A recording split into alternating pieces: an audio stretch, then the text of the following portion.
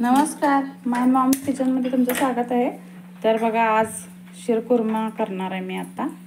तर बघा साहित्य काय काय लागणार आहे। हे मी साखर 1.5 किलो घेतल्या, शेवया घेतल्यात अर्धा,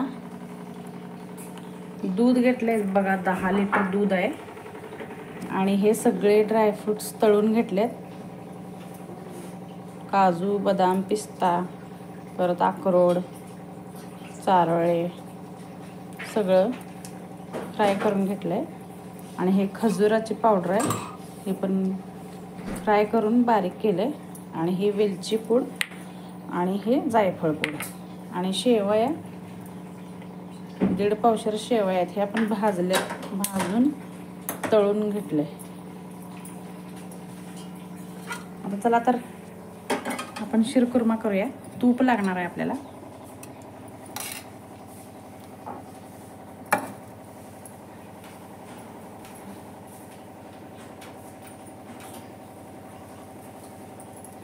दूध पहिला आपल्याला असं गरम करून थंड करून म्हणजे गरम करून घ्यायचं आहे, असं उकळी येईपर्यंत।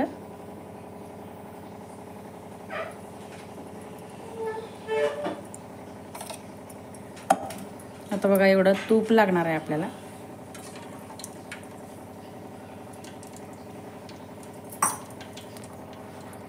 भारी का तर खुलीच आहे।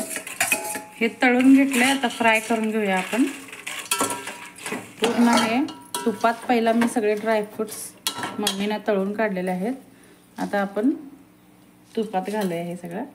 खजुराची पावडर घालायची आता।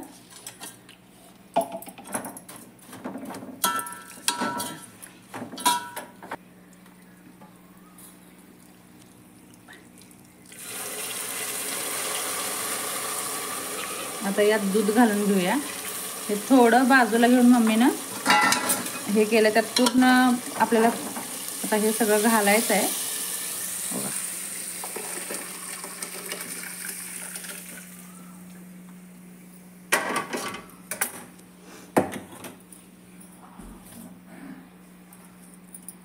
आता साखर घालूया। हे मी 1.5 किलो साखर घेतलेली 10 लिटरला।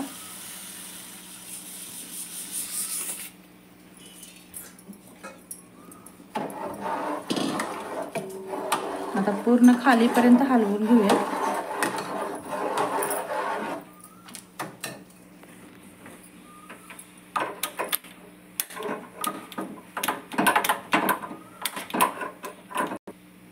आता वेलची पूड घालूया,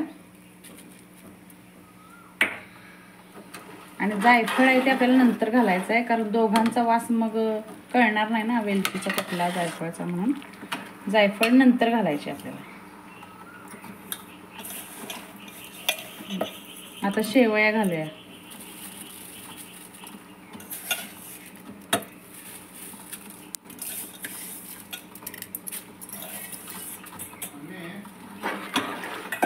तो बघा एक उकळी आली की आपला शिरकुर्मा रेडी आहे। मग मस्तपैकी त्याला उकळी आली की मग मी तुम्हाला सर्व करून दाखवते।